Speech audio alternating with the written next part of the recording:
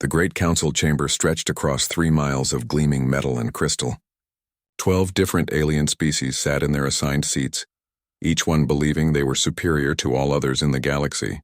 Today they had gathered to discuss a problem that had been growing for the past 50 years. Speaker Vorthak rose from his crystal throne. His body looked like living diamond, reflecting the lights of 1,000 stars visible through the chamber's transparent ceiling. When he spoke, his voice echoed like breaking glass. "Fellow council members," Vorthak began, "we are here to decide the fate of a small blue planet called Earth.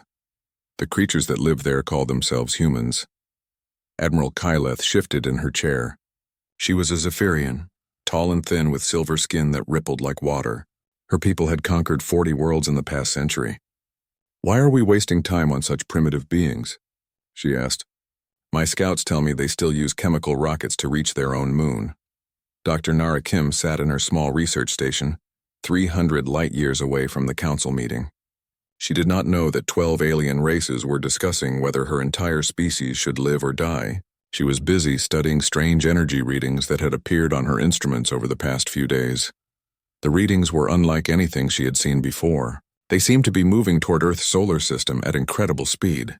Nara adjusted her equipment and tried to get a clearer picture of what was coming. Back in the council chamber, Vorthak activated a holographic display. Images of Earth appeared in the air, showing cities, factories, and millions of humans going about their daily lives. "These humans may seem weak," Vorthak said, "but our intelligence shows they are dangerous. They fight wars among themselves constantly. They destroy their own environment. They multiply like a disease across their planet." Council member Thyrak, who looked like a giant insect with 4 arms, clicked his mandibles together. "What threat could they possibly pose to us? They cannot even leave their own star system properly." "That is exactly the problem," Vorthak replied. "Our long-range scouts have detected something disturbing. The humans have developed faster-than-light travel. They have begun to explore nearby star systems. If we allow them to spread across the galaxy, they will bring their violent nature with them." On Luna Base, Captain Taman Park was reviewing the monthly defense reports when his communication device started beeping urgently. The sound meant only one thing. Someone had detected unusual activity in space around Earth. Taman had been stationed on the moon for 5 years. His job was to watch for asteroids, space debris, and other natural threats to Earth. But the alert he was receiving was not about natural objects. "Commander Lee," he said into his communicator, "are you seeing this?" Commander Sora Lee was in her office deep underground on Earth. Banks of computers surrounded her, all monitoring space around the planet. She had been watching the same strange readings that Dr. Kim had noticed. "Yes, I see it," Sora replied. "Multiple objects approaching from outside the solar system. They are not following natural orbital paths." The council meeting continued as Admiral Kyleth stood to address the other members. "I have 50,000 ships ready for immediate deployment," she announced. "We can reach the human system in 30 days. One quick strike will eliminate the problem before it grows larger." "But should we not try to communicate with them first?" asked Councillor Zeth. His people, the Harmonians, preferred peaceful solutions to conflicts. "Perhaps we can guide them toward a less violent path." Vorthak's crystal body flashed red with anger. "Communication? With primitives who still kill each other over small pieces of land? No, the only language they understand is force." The vote was swift and unanimous. 12 alien races agreed that humanity must be destroyed before they could spread beyond Earth. None of them had bothered to study human history carefully. None of them realized that humans had been listening to alien communications for over 200 years. Dr. Kim finally managed to clean up her sensor readings. What she saw made her hands shake as she reached for her emergency communicator. The objects approaching Earth were not natural. They were ships, thousands of them. "This is Dr. Kim at Research Station 7. She broadcast on all emergency frequencies. "I am detecting a large fleet of unknown vessels approaching our solar system. Estimated arrival time is 28 days, Captain." Park received the message at the same time as Commander Lee. Both of them immediately activated protocols that had been in place for decades but never used. "Protocol Omega is now active," Sora announced to her team. "Begin Phase 1 preparations immediately. Around the Earth, on Mars, and throughout the asteroid belt, hidden installations began powering up. Weapons that had been disguised as mining equipment started moving into position. What looked like ordinary asteroids opened up to reveal massive railguns pointing toward the edge of the solar system. The aliens had made their first mistake. They assumed that humans were as primitive as they appeared. They did not know that Earth's governments had been preparing for this day since the first alien radio transmission was intercepted in 2156. General Hyun Woo Choi received the alert in his deep underground command center. For 30 years, he had been planning for exactly this moment. The aliens thought they were attacking a helpless planet. They had no idea they were walking into the most carefully prepared trap in galactic history. "Send word to all defense stations," General Choi ordered. "The enemy is coming. It is time to show them what humans are really capable of." In the council chamber, Admiral Kyleth was already planning her victory celebration. 30 days from now, the human problem will be solved, she told the other council members. "We will send a clear message to any other primitive species that might challenge our authority." But as her fleet prepared to leave for Earth, none of the aliens noticed the small human observation posts that had been watching them for decades. The humans had been waiting patiently, learning everything about their future enemies. The war was about to begin, but it would not go the way the Galactic Council expected. President Jae-hwan-yoon stood before the assembled representatives of 300 alien species in the newly constructed Galactic Assembly Hall on Earth. The building itself was a symbol of the new order designed by humans but built with the labor and resources of every species in the galaxy. "Today marks the beginning of a new age," President Yoon announced to the gathering. "The age of the Terran Protectorate, where all species will find peace and prosperity under human guidance." Supreme Admiral Soo-jin watched from her flagship as the integration of alien fleets into the Terran Galactic Navy proceeded exactly as planned. Former enemies now served alongside human crews. Their advanced alien technology combined with human strategic thinking to create the most powerful military force the galaxy had ever seen. "The Zephyrian ships are adapting well to human command structures," her aide reported. "Their crews seem genuinely grateful to be serving under our leadership rather than fighting against it." Dr. Woo Seok Moon worked tirelessly in his office overlooking the Pacific Ocean, drafting the constitution that would govern the galaxy for centuries to come. The document was carefully designed to ensure that humans would always remain in control, while giving other species enough freedom to prosper under human rule. "Article 7 is complete," Dr. Moon reported to President Yoon. "All major decisions affecting galactic policy must be approved by the Terran High Council. Local species can govern their own internal affairs, but humanity retains ultimate authority." Ambassador Haiwan Jung traveled from world to world, meeting with alien leaders who had once been humanity's enemies. Her job was to help them understand their new place in the galactic order, and to identify which aliens could be trusted with positions of responsibility. On the crystal world of the former hegemony, Ambassador Jung met with Speaker Vorthak in what had once been his throne room. The proud alien leader was now just another regional administrator under human authority. "Your people have skills that humanity values," Ambassador Jung told Vorthak. "Your crystal technology is useful for our communication networks. In return for loyal service, your species will be protected and allowed to maintain your cultural traditions." Vorthak's crystal body had lost its brilliant shine and now appeared dull and gray. "We understand our position," he said quietly. "We chose to challenge humanity and we lost. We accept the consequences of our actions." The truth about humanity's long-term planning continued to shock the galaxy as more details were revealed. President Yoon authorized the release of historical documents showing that humans had been receiving alien transmissions since the year 2043. For over 300 years, President Yoon announced in a galaxy-wide broadcast, "Humanity has been learning about alien civilizations. We studied your languages, your cultures, your military tactics, and your weaknesses. By the time you decided to invade Earth, we knew more about you than you knew about yourselves." Supreme Admiral Ahn stood in the command center of the massive space station that now served as the capital of the Terran Protectorate. The station was built in Earth's orbit, but it incorporated technology from every species in the galaxy. "Fleet deployment is complete," Admiral Ahn reported to President Yoon. "We have human-commanded task forces stationed in every major star system. Any species that considers rebellion will face immediate response. The former council species discovered that resistance was not only futile, but impossible.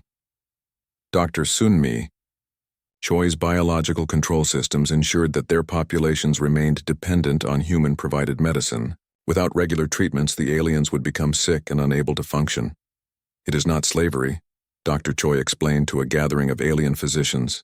Your people are free to live their lives as they choose. But humanity will always be essential to your survival. This ensures that cooperation is in everyone's best interest. The economic transformation of the galaxy proceeded just as smoothly as the military conquest. Alien worlds that had once competed with each other for resources now worked together under human coordination to maximize production and efficiency. Former Admiral Kyleth, now serving as a logistics coordinator for the Terran Navy, found herself impressed by human organizational abilities. Your species approaches problems differently than we do, she admitted to Admiral. You see connections and possibilities that we missed completely. Ambassador Jung made a discovery that explained much about human success. While studying alien psychology, she realized that most species in the galaxy thought in very similar ways because they had all evolved under similar conditions. Humans are unique. Ambassador Jung reported to President Yoon. We evolved on a world that was more dangerous and unpredictable than most alien homeworlds. This forced us to become adaptable, creative, and capable of long-term thinking that other species find difficult to match.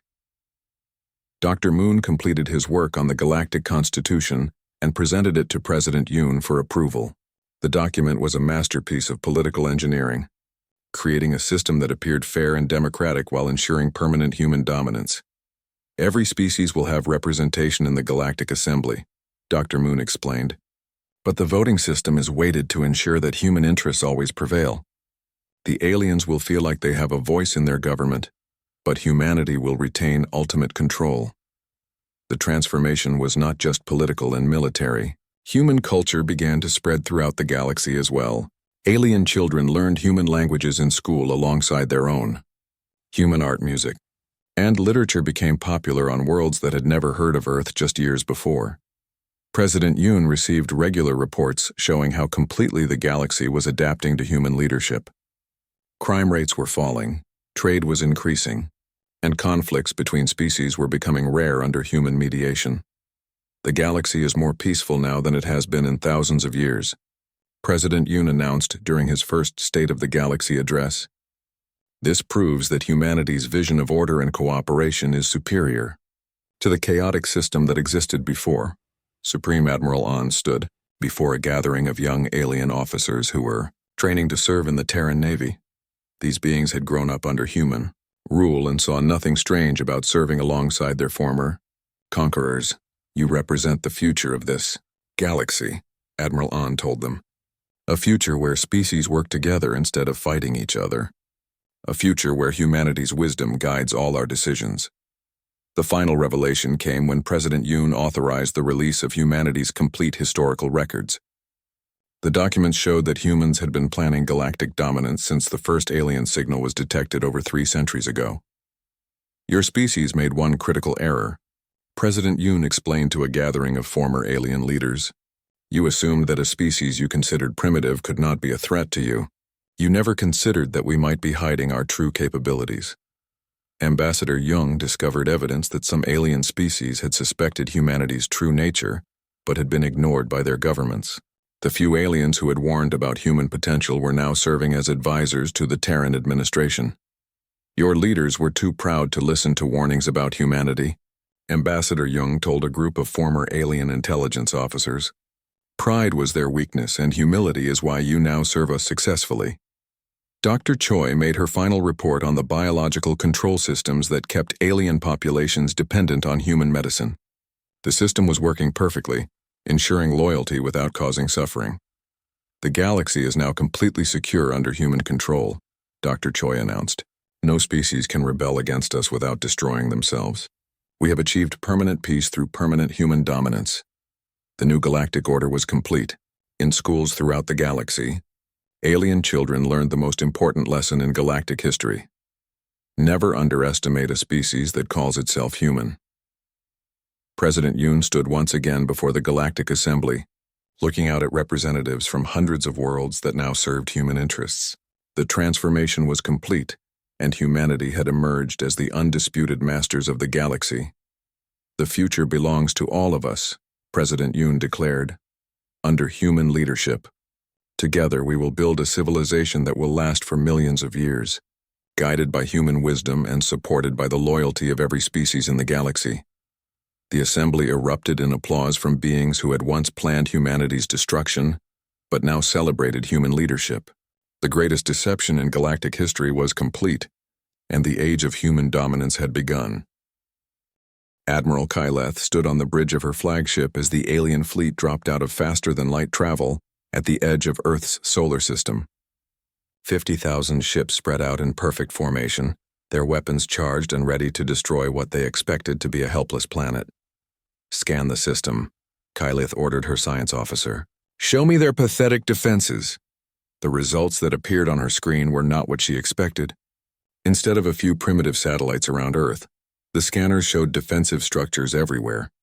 From Mercury to Pluto, the entire solar system was filled with what looked like military installations.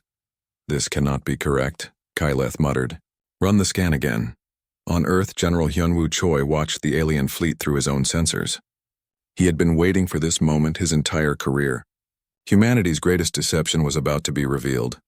"All stations report ready," his aide informed him. "Asteroid platforms are in position. Cyber warfare teams are standing by." General Choi nodded. "Begin Phase 1. Show them what they are really dealing with." Dr. Min-Soo Yang sat in his laboratory surrounded by computer screens.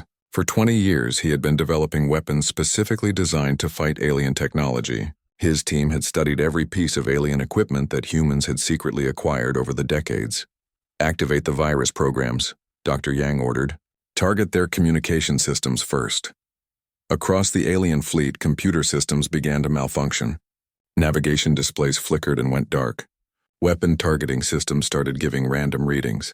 The aliens had never encountered cyber warfare like this before. "What is happening to our ships?" Admiral Kyleth demanded. Her science officer was frantically trying to understand why their technology was failing. "Unknown, Admiral. It appears the humans are somehow interfering with our systems." Lieutenant Yoon-ji Han climbed into the cockpit of her fighter craft. The ship looked nothing like the primitive rockets the aliens expected humans to use. It was sleek, fast, and equipped with weapons that could punch through alien armor like paper. "Taeguk Squadron, this is Lieutenant Han," she said into her radio. "All fighters report ready for launch." Around her, 50 other pilots prepared their own ships. These were not ordinary human fighters. They had been built using technology that humans had developed in secret, far more advanced than anything the aliens had seen. The first wave of alien ships moved toward Earth, expecting to find easy targets. Instead, they flew directly into the kill zone that humans had been preparing for over a century. General Choi gave the order that changed everything. Fire. From what appeared to be ordinary asteroids, massive kinetic weapons launched. These were not energy beams or missiles. They were chunks of metal accelerated to nearly the speed of light. When they hit the alien ships, the results were devastating.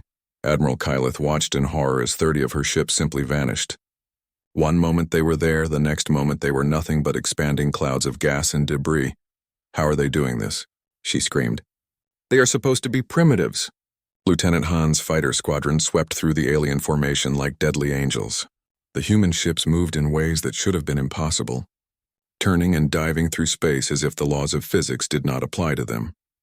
The aliens tried to target the human fighters, but their weapons could not lock on. The humans were using some kind of technology that made them nearly invisible to alien sensors. Commander So-Ra Lee watched the battle from her underground control center. Every alien ship that entered the solar system was being tracked by sensors that the invaders could not detect. The humans knew exactly where every enemy vessel was located. "Cyber attack is working perfectly," one of her technicians reported. "The aliens cannot coordinate their attacks. Their ships are fighting blind." Dr. Yang's virus programs were spreading through the alien fleet like a disease. Every time an alien ship tried to communicate with another, the virus jumped between them. Soon half the fleet was operating without computer assistance. Ambassador Jin-Ho Kang sat in his office, preparing to make first contact with the alien invaders. But this would not be the kind of first contact the aliens expected. Open a channel to the alien fleet, Ambassador Kang ordered. It is time to introduce ourselves properly. The message that reached Admiral Kyleth was simple and direct. A human face appeared on her screen, speaking in perfect Zephyrian language. Greetings, Admiral Kyleth of the Zephyrian fleet. I am Ambassador Kang of Earth. We have been expecting you. Admiral Kyleth stared at the screen in shock. How do you know our language? How do you know my name? Ambassador Kang smiled. We have been studying your people for a very long time, Admiral. We know much more about you than you know about us.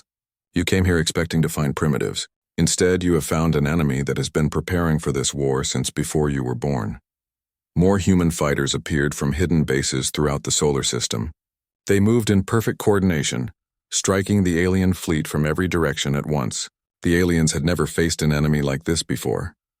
Engineer Bo-Ra Shin worked frantically in her laboratory as pieces of destroyed alien ships were brought to her.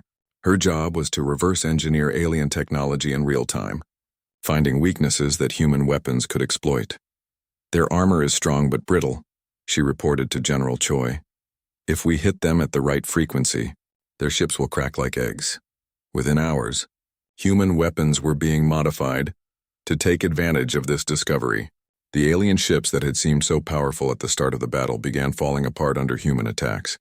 Admiral Kyleth realized that her fleet was being destroyed. Of the 50,000 ships she had brought to Earth, only 30,000 were still operational. The humans had not even revealed their main battle fleet yet. Send a message to the Council, she ordered. Tell them we need reinforcements immediately. These humans are not what we expected. But when her communications officer tried to send the message, he discovered that all long-range communications were being jammed. The humans had cut off the alien fleet from any outside help. Sergeant Dong-Hyun Kim led the first boarding party against an alien ship. His team wore armor that looked primitive, but was actually more advanced than anything the aliens had ever seen. They moved through the alien vessel like ghosts, capturing crew members and taking control of vital systems. Ship secured, Sergeant Kim reported. Beginning intelligence gathering now. The aliens who were captured could not believe what they were seeing. These humans moved and fought like they had been born for war. Every tactic the aliens tried, the humans had already prepared a counter for. As the battle continued, more alien ships fell to human attacks. The invaders who had come expecting an easy victory found themselves fighting for their lives against an enemy they had completely underestimated. Admiral Kyleth made the hardest decision of her career. All ships retreat to the outer system. We need time to regroup and understand what we are facing. But as her fleet tried to withdraw, they discovered that the humans had surrounded them. There was no escape from the solar system. The trap was complete. General Choi watched the alien retreat with satisfaction. Phase 1 is complete, he announced. Begin Phase 2. It is time to take the fight to them. Fleet Admiral Kyung-Ho Park stood before the massive holographic display that showed the entire galaxy. Red dots marked the locations of alien worlds that had participated in the invasion of Earth. Green dots showed where human forces were already in position to strike. 12 species chose to attack us, Admiral Park said to his senior commanders. Now they will learn what it means to face humanity when we are truly angry. Dr. Sun-Mi Choi worked in her secret laboratory deep beneath the surface of Mars. For 30 years, she'd been studying alien biology, developing weapons that could target specific species without harming others. Now her work would be put to the ultimate test. The biological weapons are ready, Dr. Choi reported to Admiral Park. Each one is designed to affect only the target species. We can disable their populations without permanent harm, if they choose to surrender quickly. Colonel Ji-Eun Lee received her orders while standing in the captured Zephyrian command center. Her mission was simple. Reveal to each alien species just how long humans had been watching them, and how much they really knew about alien society. Activate all sleeper agents, Colonel Lee ordered. It is time to show the galaxy how long we have been among them. Across 12 different star systems, humans who had been living as aliens for decades suddenly revealed their true identities. They had been teachers, scientists, government officials, and even military officers in alien society. Now they took control of the very institutions they had been secretly serving. On the crystal world of the hegemony, Speaker Vorthak received a visit from his most trusted advisor. The being he had known for 20 years suddenly removed its disguise, revealing a human face beneath. "Hello, Vorthak," the human said calmly. "My name is Dr. Sungmin Lee. I have been studying your people for 2 decades, learning your weaknesses and reporting everything back to Earth." Vorthak's crystal body flashed with shock and rage. "Impossible. Our security scans would have detected any alien infiltrator." Dr. Lee smiled. "Your scans look for alien technology and alien biology.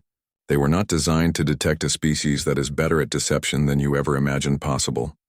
Similar scenes played out on every council world. Aliens who had trusted human advisors for years discovered that their entire governments had been compromised. The humans had not just been watching, they had been actively shaping alien policy for decades. Diplomat Na Young Kim stood in the great council chamber where this war had begun. But now she was not there as a prisoner or a petitioner. She was there as the representative of the new galactic order that humanity was creating. Members of the former Galactic Council, Diplomat Kim announced to the assembled aliens, "You made a decision to destroy my species. That decision has consequences." The holographic display behind her showed the current status of the war. Every council homeworld was under human control. Every alien fleet had been destroyed or captured.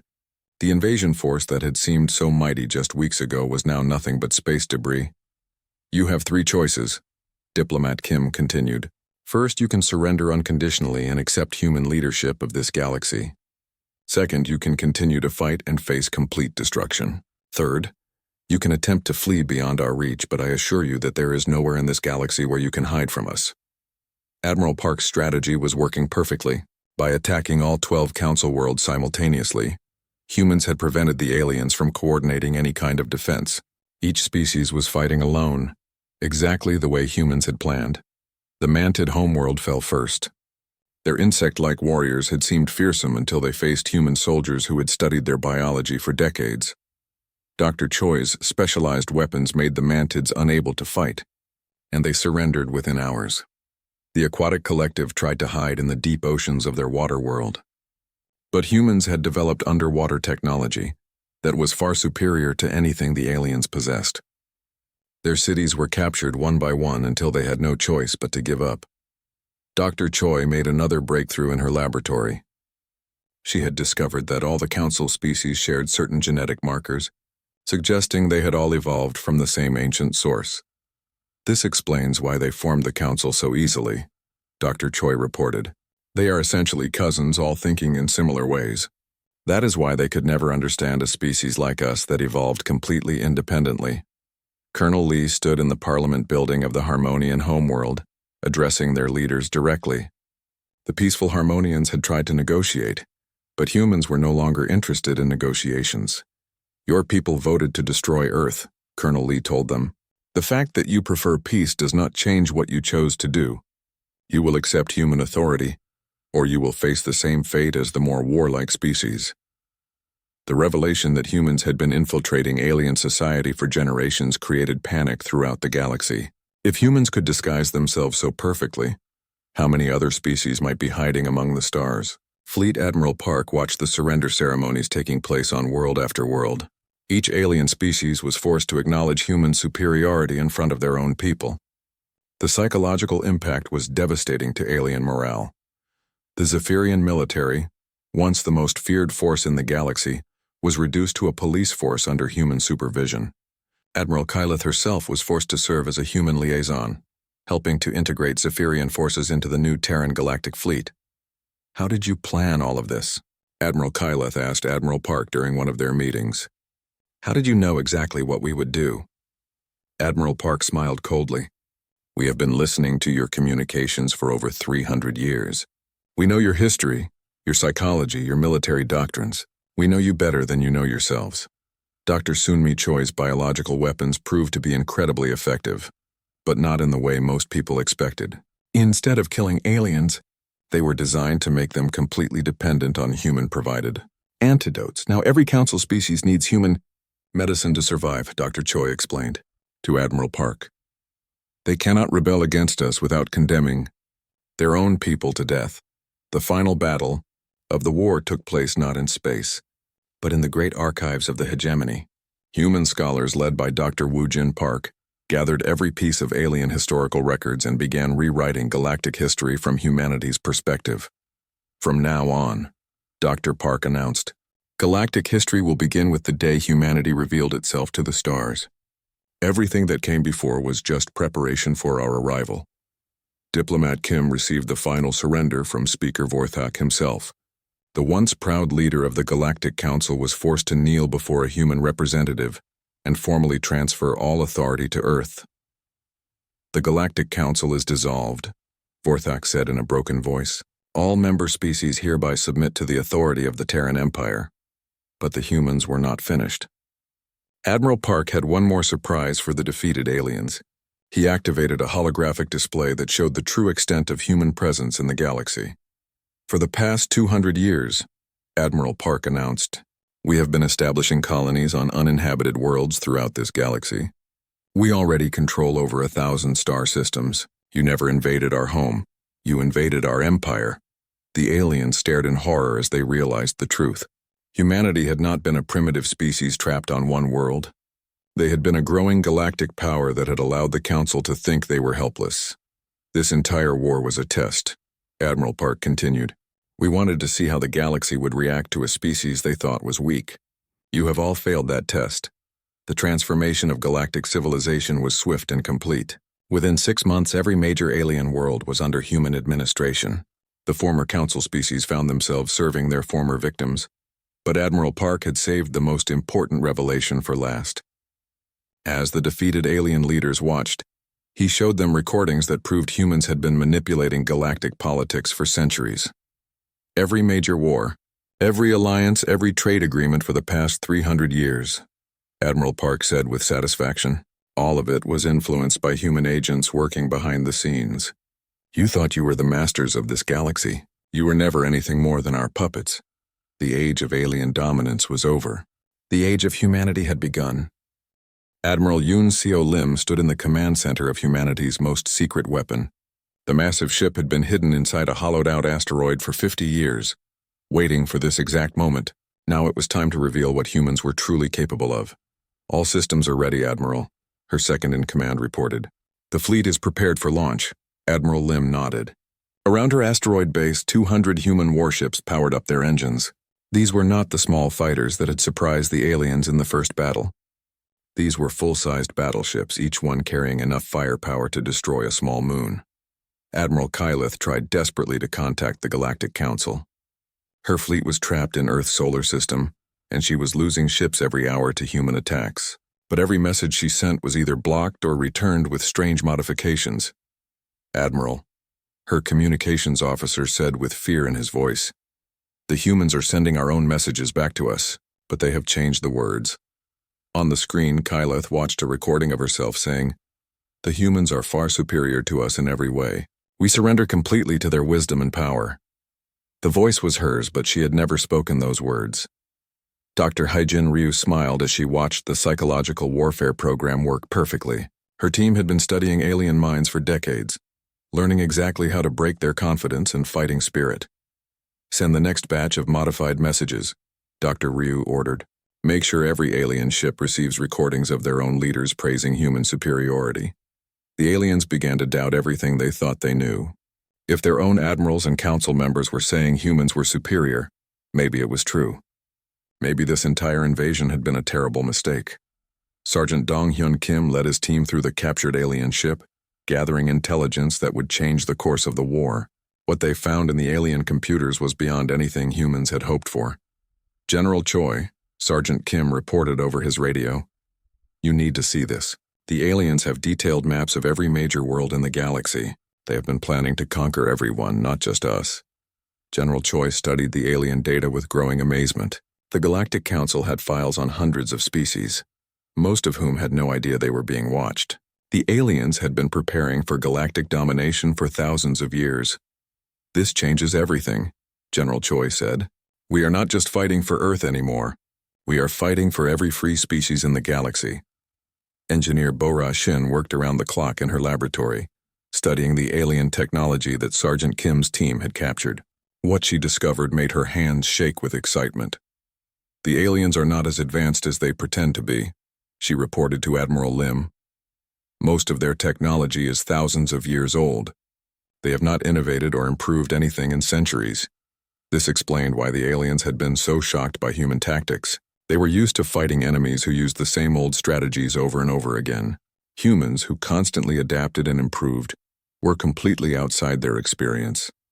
Admiral Lim gave the order that marked the beginning of humanity's counterattack. Launch all ships. Show them what happens when they threaten Earth. The asteroid belt around Admiral Kyleth's trapped fleet suddenly came alive with human warships. They appeared from hiding places that the aliens had never suspected, surrounding the invaders completely. But these human ships moved in ways that violated everything the aliens knew about space travel. They accelerated without visible engines, turned without losing speed, and seemed to ignore the basic laws of physics. How are they doing this? Admiral Kyleth demanded. Her science officers had no answers. The human ships were using technology that was completely beyond alien understanding. Dr. Ryu's psychological warfare reached new levels of effectiveness. She began broadcasting the personal histories of individual alien soldiers back to their own ships. Somehow, humans had detailed information about every member of the invasion fleet. "Attention, Zephyrian ship Starwind," came a human broadcast in perfect Zephyrian language. "We know that your gunner Velth has 3 children at home. We know that your engineer Krasi is worried about his sick mother. Do you really want to die for a war that your leaders started without asking you?" The aliens began to realize that humans knew everything about them. Their personal lives, their families, their fears and hopes. Nothing was secret from these strange beings they had come to destroy. Some alien ships began to surrender rather than continue fighting. Their crews had lost all will to fight an enemy that seemed to know them better than they knew themselves. Admiral Lim watched the alien fleet fall apart with cold satisfaction. "Begin Phase 3, she ordered. Target their home systems. Throughout the galaxy, human ships that had been disguised as merchant vessels suddenly revealed their true nature. They had been operating in alien space for decades, gathering intelligence and preparing for exactly this moment. The Galactic Council received its first reports of human attacks on their homeworlds with complete disbelief. According to their intelligence, all human ships were trapped in Earth's solar system. How could humans be attacking 12 different star systems at the same time? "The reports must be wrong," Speaker Vorthak declared. "Humans do not have faster-than-light technology capable of reaching our worlds." But as more reports came in, the truth became undeniable. Human ships were appearing everywhere, striking targets that should have been impossible for them to reach. Colonel Ji-Eun Lee stood in the command center of a human base that had been hidden on the Zephyrian homeworld for 20 years. Around her, 50 human operatives prepared to take control of the planet's main communication center. "Remember," Colonel Lee told her team, "we are not here to destroy. We are here to take control. The Zephyrians will serve humanity much better alive than dead." The attack on the Zephyrian communication center was swift and precise. The aliens never saw it coming. One moment their planet was secure, the next moment humans were broadcasting surrender demands from their own capital city. Similar operations took place on every council homeworld. Humans who had been living among the aliens for decades suddenly revealed themselves and began taking control of key installations. The aliens finally understood the scope of their mistake. They had not just underestimated human military power. They had completely failed to realize that humans had been infiltrating alien society for generations. Engineer Shin made another discovery that changed everything. In the captured alien databases, she found evidence that several council species had been planning to betray the others after Earth was conquered. "They do not trust each other," she reported to General Choi. Each species was planning to use this war to gain advantage over their supposed allies. General Choi immediately ordered this information to be broadcast to all the alien fleets. The revelation that their own allies had been planning to betray them destroyed what little unity the Galactic Council had left. Admiral Kyleth received a final message from Admiral Lim as her fleet prepared to surrender. The human admiral appeared on her screen, speaking with calm authority. "Admiral Kyleth, your invasion has failed completely. Your homeworld is under human control. Your allies have abandoned you. You have one choice left.